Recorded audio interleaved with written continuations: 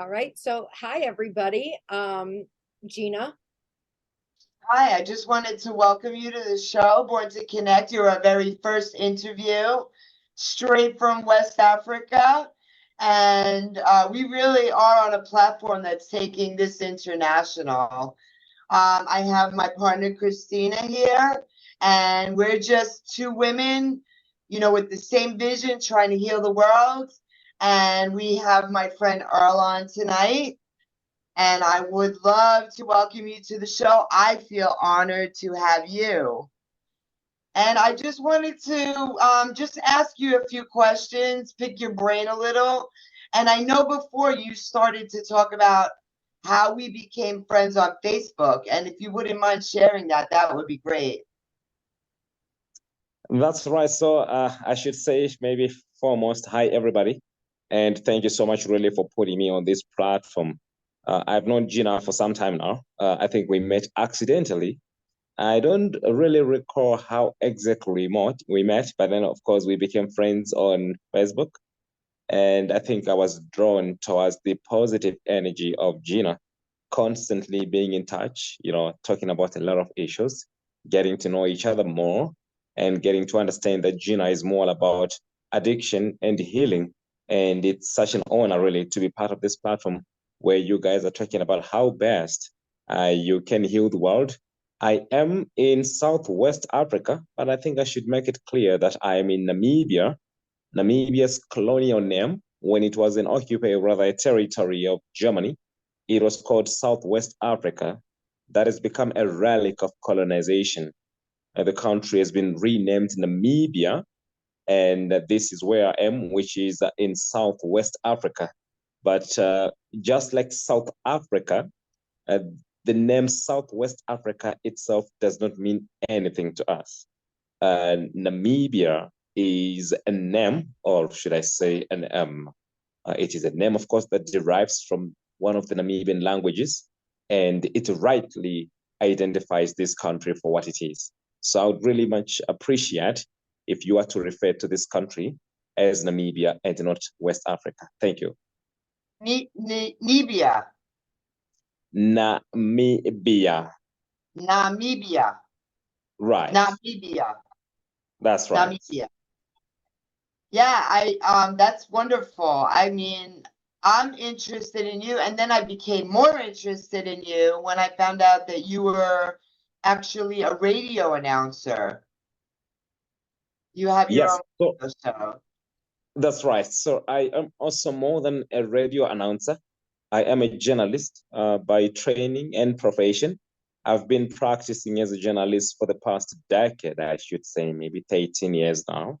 I work for Namibia's biggest newspaper, which is called The Namibian.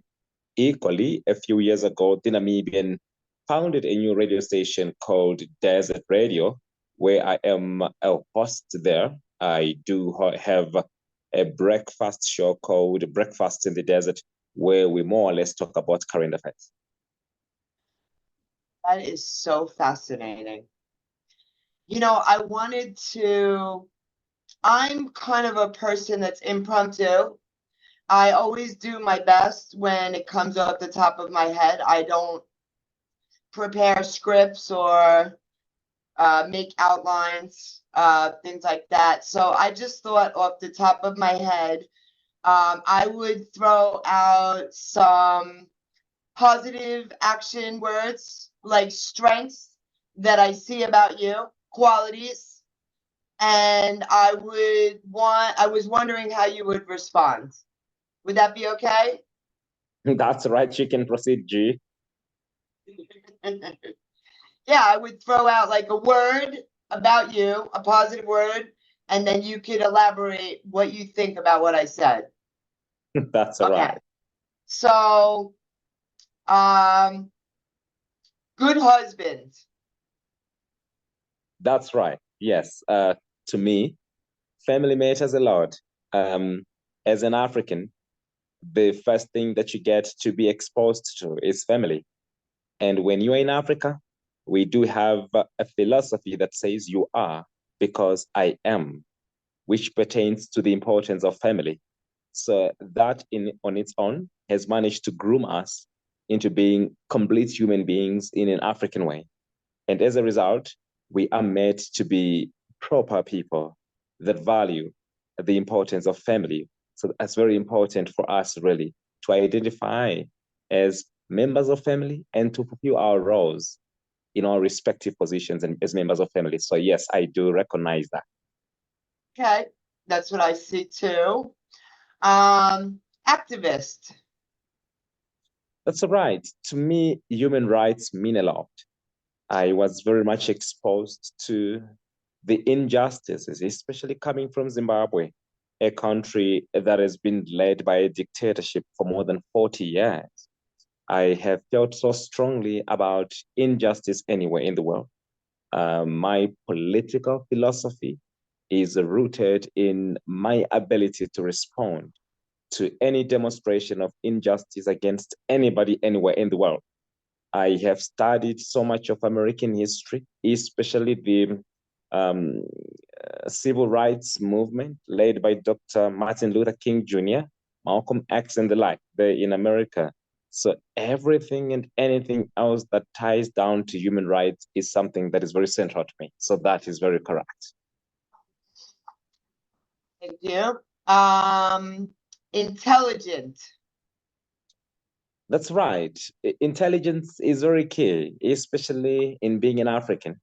Um, and because of our colonial past, we are born as a generation that is already disenfranchised. So education is something that we are thrown to at the earliest. And as a result, intelligence is something that comes naturally, but also through that process of being educated and at the same time, not recognizing oneself as an African, but more as a global citizen. So yes, intelligence means a lot to us, studying a lot, getting to understand a lot about people, but going beyond our professions, be it in the science field, be it in whatever field, just to try to understand a little bit of this and that, so that we have a well-rounded understanding of the world. So intelligence really means a lot, and I think that's a very beautiful attribute that you've managed to recognize of me there, G. Yeah, it's almost like, going out of your field. And we do too, Okay, patient. That's right. So patience means a lot. I believe that patience is not only the ability to wait, but the ability to do the right thing while waiting. Being in Africa, there is a lot that's thrown at you on your way to success. And if you're not a patient human being, then you're gonna find the journey quite more of an uphill task. So patience means a lot. It means doing the right thing while you're waiting. Thank you for that. How about spirituality? Spiritual. That's right. In a world where politics and religion have divided humanity, and where religion has been the place where we have seen the perpetration and perpetuation of violence and intolerance. And in a world where politics have failed to unite people, I find myself drifting towards the spirituality because I understand religion to be an extension of politics. I find religion to be an uninhibited, uncontrolled arena where you are able to identify with the supreme being.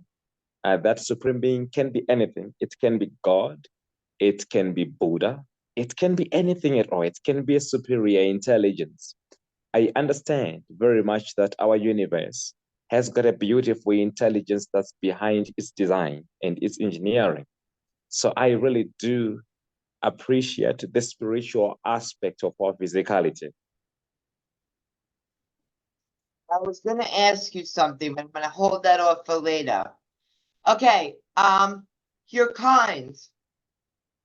That's right. So kindness is an attribute that has taken me so far. In a world where injustice is perpetrated at every corner, one is required to be kind. Kindness, I am a product of kindness. If certain people in my life hadn't played a very key role where they've been kind towards me, I don't think that I would have been where I am right now. So I've managed to take that attribute as a hallmark of my complete person. But wherever I go, I'm supposed to be kind to anybody that I meet in the world. Thank you for recognizing that attribute, G. I, how about this one? Leader. Do you mean leader or reader? No, leader with an L. That's right. Yes. We find ourselves in a generation where, especially if you have to take a look at the political situation in Zimbabwe right now, you will appreciate that we have had a president for more than 40 years. And the only time that we have had a different president was in 2017, where a coup d'etat was perpetrated against Robert Mugabe. And what we thought was that that coup d'etat, and of course the preceding democratic election that was held in Zimbabwe, would result in a very positive change. But we didn't see any change at all. And it is required upon us to find leadership in our generation that can take us into that political dispensation where our dreams can be recognized. So as a new generation, one is required to take on a leadership role. And yes, I do find myself to be a leader as well.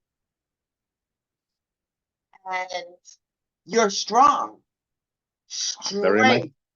Very much so.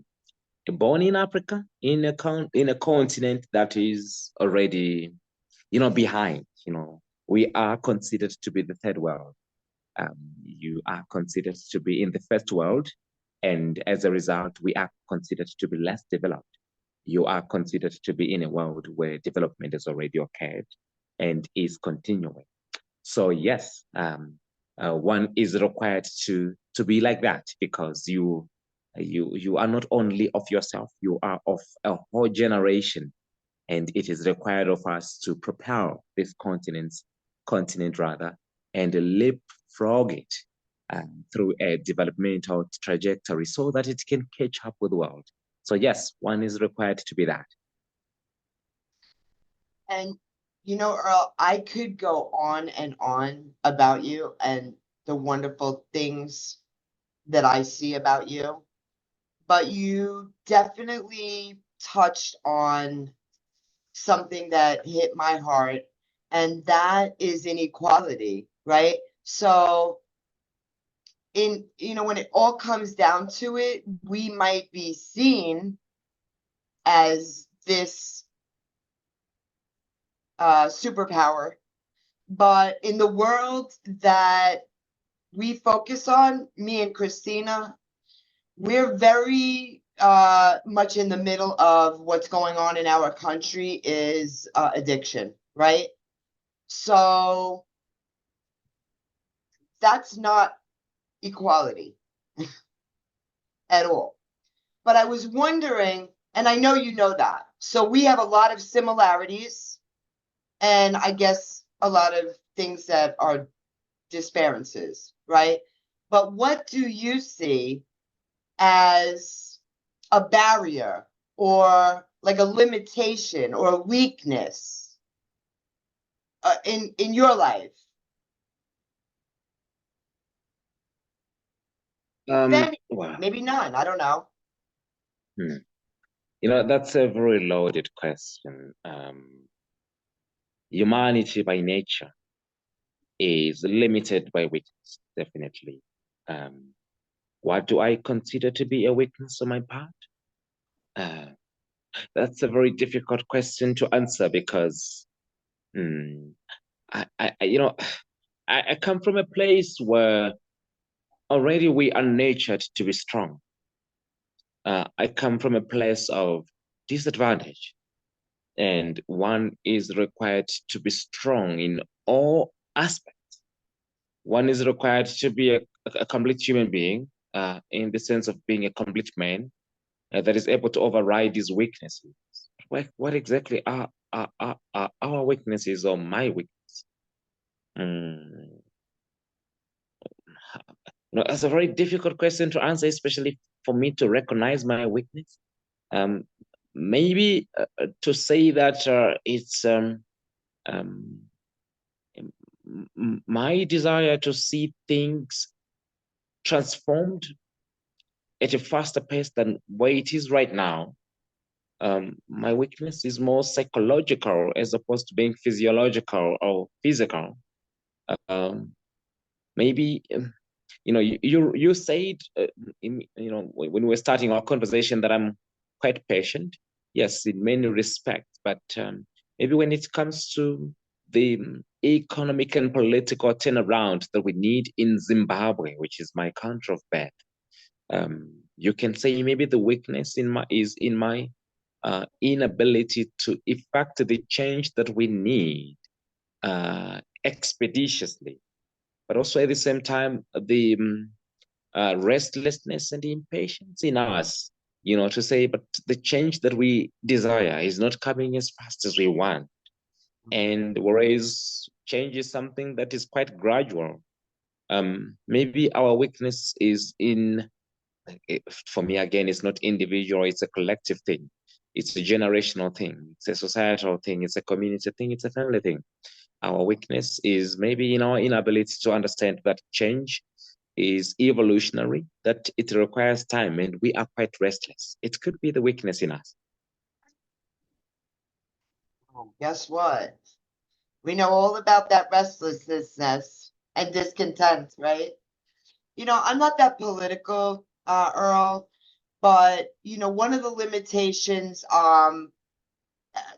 definitely for me and probably Christina, is being a woman. Also, we would like to see things happen faster here. And maybe this is just my opinion, because I don't, I live so narrow in a narrow little world right now. I think the government perpetuates it. What we want to see faster is fentanyl off the street, right? Like, people are dying every day. Why isn't our government stopping that? So you're talking about another inequality of being a third world country, and maybe there's not enough food, or things like that. Is your government perpetuating that too? I'm not trying to get too deep here, but am I along the right lines here? That's Like right. nobody should be starving. Nobody. That's right. So, G, I would like you to be as deep as you can be. I'm as open-minded, as I come. I think I am an expatriate right now, working as a journalist and a multimedia journalist in Namibia. I originally come from Zimbabwe, which is a country that is marked by inequalities, but also inequity. Equally, I'm working in a country where inequality is something that is always talked about. And that inequality is seen mostly in the distribution of wealth. That there is the wealth of Africa, most importantly, the wealth of Zimbabwe, where I come from, the wealth of Namibia, where I am an expatriate, has not been equitably distributed to everybody. There is a growing gap between the haves and the have-nots. And at the same time, there is an inequality of opportunities, that not everybody has the same opportunity to make it, to attain what we also consider to be the African dream, what we consider to be the Namibian dream, what we also consider to be the Zimbabwean dream.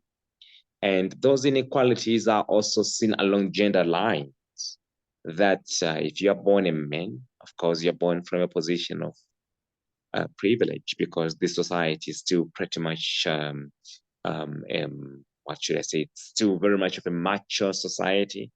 It's still very much of a society that favors the man, the boy. So we see the inequalities along gender lines as well, that women still do not have the same opportunities as us men, although there's been a deliberate and robust endeavor to try to put the woman at par with the men. And I should say that when it comes to Namibia, we've done a very good job of making sure that there's equality, especially along gender lines. When it comes to political representation, we do have a 50-50 zebra style kind of representation in our parliament, that we do have the very same number of men and women, and that we want to see that representation, and that parity being also reflected in our society. But unfortunately, because of the cultural context and some cultural elements in our society, you get to see that women continue to be disenfranchised especially when it comes to opportunities. But we are making significant inroads as far as gender equality is concerned. And I don't live where you live, but hearing you speak, I could say the same thing is going on over here. There's the whole thing about abortion. Let's just bring up that topic.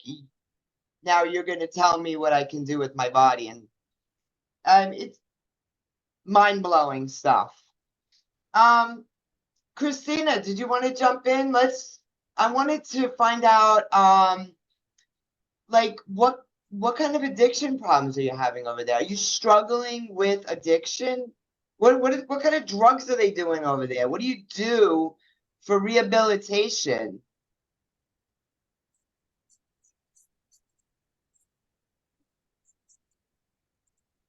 Can you hear me? Earl?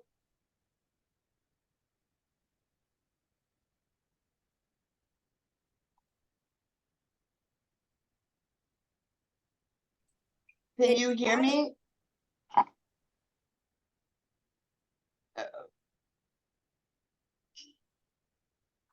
Earl, can you hear me? Yes, I can hear you, G. Okay. So my question to you was, what do you think, not even what you think, is there drugs going on in your country? Are people getting hooked on drugs? That's right. So we do have a drug pandemic, but most importantly in Zimbabwe, where I come from, we have seen, and shockingly so, a lot of pharmaceutical companies creating themselves into a cartel that has been quite instrumental in the smuggling of drugs in Zimbabwe. And most importantly, codeine. Our young people have really been consumed by codeine. Our young people have been consumed by a coffee syrup called Bronco, which is being abused right now. So we do have a lost generation of young people that should be in school, but because of the many frustrations which they face in society, a lot of young people that are graduated cannot find jobs and find themselves in the streets. They are going after these drugs, abusing these coffee syrups, abusing codeine, and a lot of people making money out of the proliferation and smuggling of these drugs. So we do have a drug problem in Zimbabwe. And the drug problem is resulting in a lost generation, a generation that is zombified, a generation that is stuck in one place and cannot proceed, cannot continue, cannot do anything, cannot think for itself because it is consumed and held hostage by this drug. So yes, we do have a drug problem. Is it like opiate, heroin, like an opiate? That's right. So the drugs of choice in Zimbabwe, yes, heroin is just a small part of it. Here, it's really cocaine, crack cocaine, heroin to a certain extent, but most importantly, it is marijuana. Most importantly, it is the abuse of certain pharmaceutical drugs that are legitimately used to heal certain sicknesses, but are being abused by young people. I'll give you the example of codeine. I'll give you the example of Bronco, which is actually a flu syrup that is given to little babies. But because these youngsters have actually come to realize that you can get a high if you get to have more bottles of this. So yes, you see the abuse of these drugs, these legitimate pharmaceutical, legal medications, but being used and being abused for the wrong reason. I just want to touch on what you were saying about the lost generation. I think that is something that we see all the time here. You know what I mean? It's just this generation that we're noticing now of the younger generations here. you know, people, they don't want to work. There's a lot of entitlement that we have going on over here. You know, no responsibility, no kind of discipline, the younger generation. So we're dealing with a lost generation here as well. You know, and what you said, the zombie generation, that is exactly what it is. Their lives are ran, you know, by the drugs and the things like that. So yeah, we deal with that over here for sure. I have it seems like you had every reason, right? Or maybe every excuse to not turn out the way that you did, right? Can you tell me if there was ever, because you made a, you know, the education and the family, your moral values, and you said it was a requirement to be strong. Was there ever a point where you had to make a decision and say, okay, I'm not going to be a victim? Like you had to tell yourself, was there ever a point in your life where, you know, you had to make that decision and say, okay, you know, I'm not going to be a victim? It's very true. You know, it's quite interesting that you're mentioning that. You know, I lost my mother when I was just 7 years old.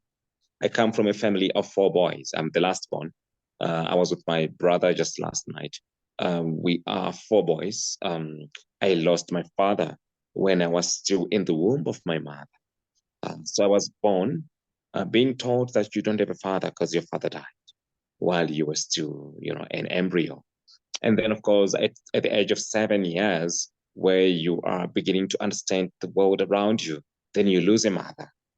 So immediately you become a victim. You become an orphan because you have lost the support systems that are supposed to be there for everybody, you know. So immediately, and coming from a family of boys, we were raised, and we raised ourselves, you know, to be survivors, to be trendsetters, and to be transformers, to be changers, and not to be victims. Because had we allowed the victim mentality in us, we were never going to be where we are today. You know, to change the world and to change, most importantly, our circumstance. So immediately we recognized ourselves as survivors, you know, as lions that are out there to conquer, you know. We were left at the earliest, and we had to immediately improve ourselves. We had to take care of each other. We had to be educated. We had to fight for those opportunities and for that space to be recognized, to be somebody else. And as a result, yes, we were made to be strong because we understood early on that we had lost. You know, death in our family taught us what it really means to lose the very support system that you have, that you only have in your life. So we didn't have time to see ourselves as victims. We had to survive the situation. And that's why we are where we are today. We don't consider ourselves to be victims of anything at all. Even the general degeneration of our economic situation right across the continent, even the general degeneration that we see in democracies, we try as much as possible to survive in these situations. If we are not the bringers of change, then definitely we are fighting against the poverty. We are always struggling to make it. Most importantly, it's not for us, it's for our children, you know, the many children that we've managed to get through the years that belong to my brothers and even myself to make this world a better place for them. So yes, we have not understood ourselves to be victims of any circumstance whatsoever, but to be changers and trendsetters. That's amazing. Religion? Is there many religions? Do you have a religion? Religion is something that is polarizing for us. Religion is the subject of a colonial import in Africa. We are a spiritual people. We are a people that is moved by the spiritual and not the religious. We consider religion to be an extension of politics, a regimentation of our society. When you speak of religion, you're talking about Christianity to us. And Christianity is something. Say that. Yeah. Because you Yes. mentioned colonial, so right away I went to, oh, they're probably Christians. Yeah, Right. Christianity was brought by colonization here, and it's not considered to be something that is quite positive. We don't understand what Christianity really is all about.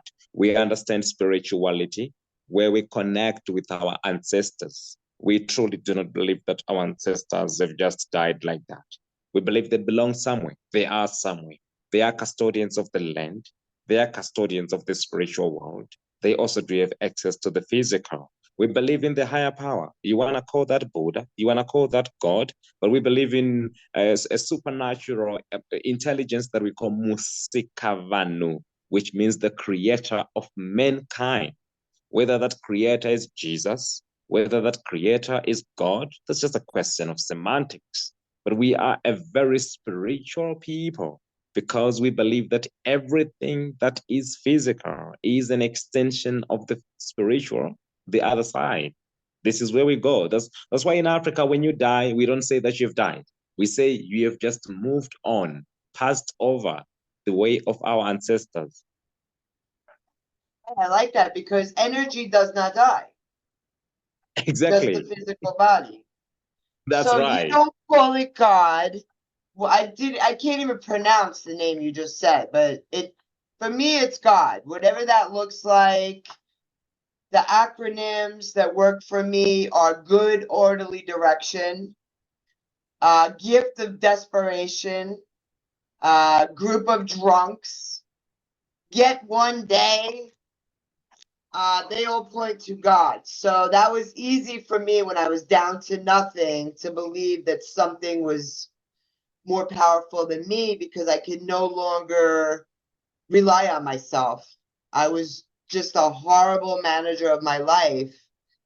And I was that hopeless where I wanted to die. And whatever had a hold on me didn't let me die with dignity. It was just going to make me suffer, and my family suffered. And, two more things I kind of wanted to touch on because I could definitely talk to you all night, but I know that we don't have forever. So two more things were on my mind. And I know, again, it's a very broad topic. But right now, the war with Ukraine, right, is Russia impacting your country right now? And with that, what's going on with that? All right. So it's not Russia that's impacting our country. It's not Russia that's impacting Africa. It is the war itself. We have taken the moral stand not to take any side in this war because we understand that war is a crime scene. To us, this is a senseless war. To us, we don't subscribe to the Ukrainians or to the Russians. For us, humanity is what matters. We see the suffering of Ukrainians. Equally, we see the shortcomings of the Russians. Nobody is right in this war. But I think the only right thing is for this war to stop, for this war to end, for Ukraine to be, and for Russia to be. We understand fully the geopolitical dynamics that led to this war. We have refused to be dictated in terms of who is right and who is wrong. We have opened the history books. We've been part of the history. We have seen the role that the Western world has played, especially towards the kindling of these fires that we see burning in Ukraine. We understand the political dynamics of Russia, the paranoia and dictatorship, and the imperial vision of Russia, which we do not celebrate. Equally, we have seen the marching of this biggest military alliance that you want to call NATO towards the Russian territory. We have seen revanchist Russians advocating for the restoration of the Soviet Union. We have seen Ukrainians embracing, in many respects, Nazism in their country, allowing Nazism in their country. And we understand exactly where Russia is coming. we also equally understand where Americans are coming from. This war for us is an extension of the political supremacy and the struggle and quest for political supremacy that has always been historically there between the Americans and the Russians.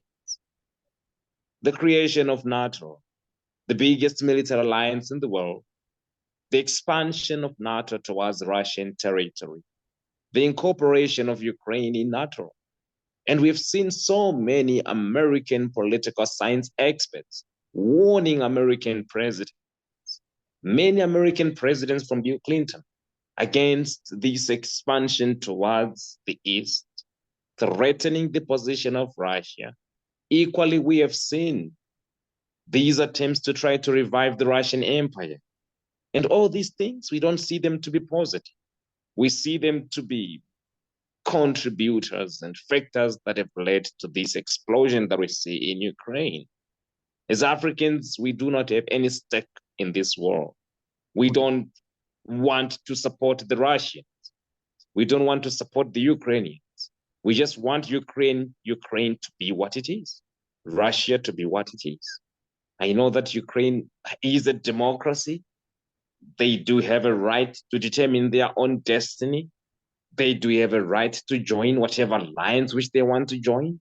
But every decision that is made by every country has to be made in the context of the current and prevailing geopolitical dynamics. And the quest and desire by the Ukrainians to join this NATO came at the wrong time because it ruffled feathers with the Russians. Because the expansion of NATO towards Russia has meant that Russia has been made vulnerable. We understand all these things.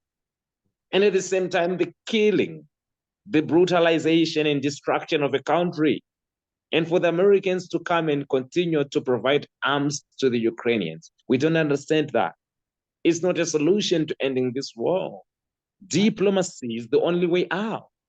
Americans must stop, and Germans must stop providing arms to Ukraine and rather lobby for diplomacy to talk yourselves out of this war, because nobody's going to win it.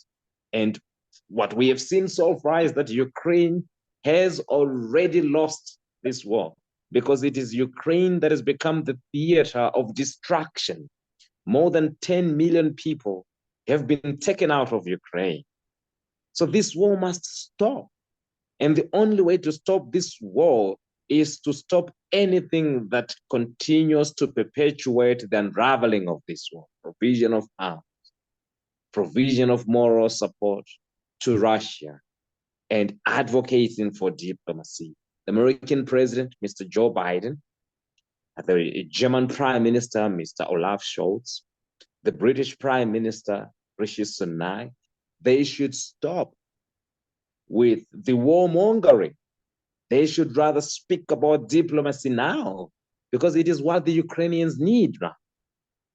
Ukraine has been leveled, it has been destroyed. Ukraine has been a very important player, especially when it comes to the provision of food and grain right across the world. Right. And as a result of what we see happening, the pulling away of the Russians from the the grain deal, Right. the continuation of the war, the inability of the Ukrainians to continue to be self-sufficient, the destruction of their agricultural base has resulted in the what should I say, the escalation, or should I say the rising of food prices right across the world. And whereas the first world is now, and has been positioning itself in a way where they have been finding alternatives to try to make sure that they do have adequate provision of energy in Africa, we're beginning to think of how best can we become more self-sufficient so that we don't continue to be victims of this war, especially where it pertains to the provision of grain. So our position is the war must stop. And listen, there's no winners in war. And a wise man in my life always tells me it doesn't matter what the question is, the answer is always love. So this is why we fight. so passionately. And honestly, I feel gifted. I'm blessed. I'm one of those that has risen to the fourth dimension of existence. So I'm not living in the tank, right? I can live outside the box in my, joy. You can't steal my joy. In spite of what's going on in the world, here we are, three people, joined for a common cause. And you have definitely just become the smartest man I know. There's only Thank you. two smart men I know. One of them's my dad, and one of them's Eddie Pirro. And me and Christina are eternally grateful that you came on. I just wanted to touch on one last subject, because this might be the catalyst on how either me and Christina get to meet you in person. That's Coming right. to Africa is my bucket list. That's So right. let's talk briefly, and then we'll wrap it up, about how do you rehabilitate your addicts? What's going on down there with reforming them or getting them the help they need so they can go back to being productive members of society? I think, this is where we are failing, as Africans, as Namibians, as Zimbabweans, winning back the lost generation, fighting the war on drugs and drug abuse and addiction. We don't have the requisite facilities, especially when it pertains to rehabilitation. We don't have the, or should I say, enough requisite expertise to deal with rehabilitation. You might be in a place of privilege as America and as Americans that you do have access to rehabilitation facilities. We don't have this. Um, uh, uh, you know, the political will is also lacking in fighting the proliferation of drugs. We know in Zimbabwe who are the drug cartel, who is driving the continued and perpetual smuggling of these drugs. Yet there is no political will to go after these recalcitrant cartel leaders. There's absolutely no political will because these people are connected to the political leadership. Because these people belong to an elite class and they are benefiting millions and millions of dollars by smuggling these drugs in our country. Our police force equally has been seen to be wanting when it comes to this fight. Corruption has become endemic and pandemic. Police officers are themselves also abusing some of these drugs.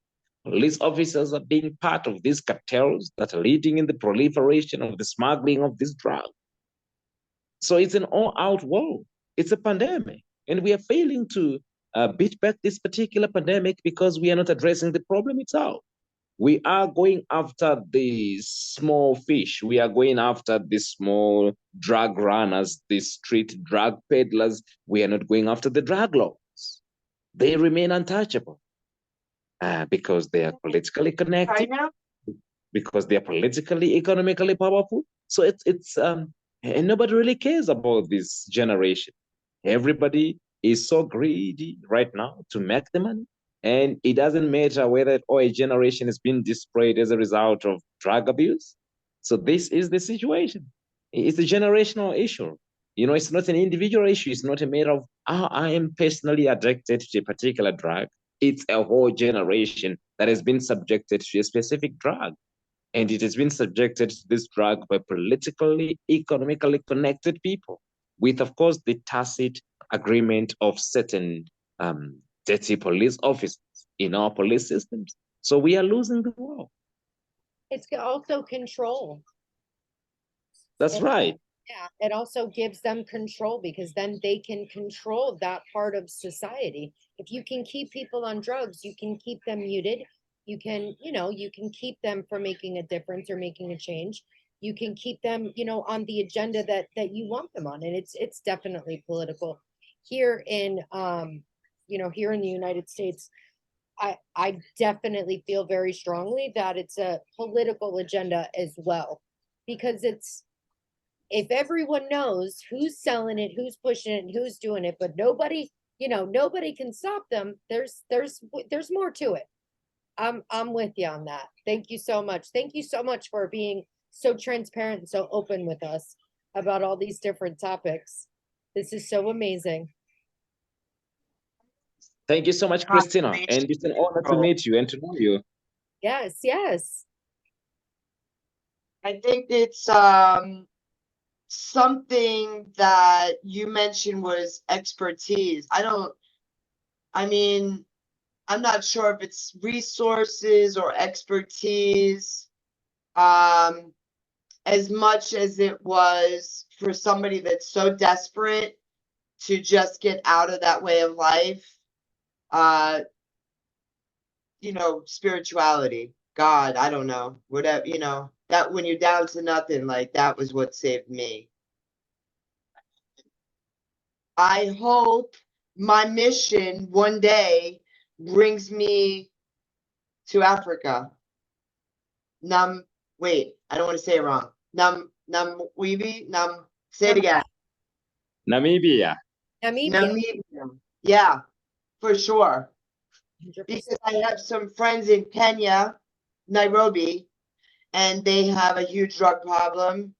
And that's how this started. And I think that's how I got hooked up being friends with you. Because I was going to come down there for 2 weeks and volunteer, you know, offer my mental health services. I mean, that's what I do, you know. And I should say, you know, that I am very much appreciative. I really do appreciate the, you know, mission that you've set yourself upon, healing the world. Definitely, the problems that you find in America are not unique to Americans. They are universal problems. The drug pandemic is a global problem. And there is a need for people like you who are proactive enough, who are conscious enough, you know, to understand the effects of this and to understand the emergency of coming to the rescue. And I do appreciate this very much. I should say that maybe I'm a little bit removed from the reality of drug abuse because I don't live in that kind of context because it has never been a problem for me. But as a journalist, these are stories that we cover here and there. But I understand very much that we have a generation that we have lost to the zombifying effects of drug abuse. And there is a need for somebody to do something. And I believe that the revolution begins with one person and everybody else catches on. You are very worldly, and I can't even tell you how heartfelt and warm I feel right now that you even entertained doing this for us. It's so much of a privilege and an honor. And I mean Thank that. you. Thank you, Gina. Thank you so Thank much. you, Christine. Thank That's you right. so much for Okay, with that. so we'll talk to you soon. Okay. Peace out, Definitely. brother. Bye, Yes. Earl. Have a Thank you. Have an a awesome great night. day.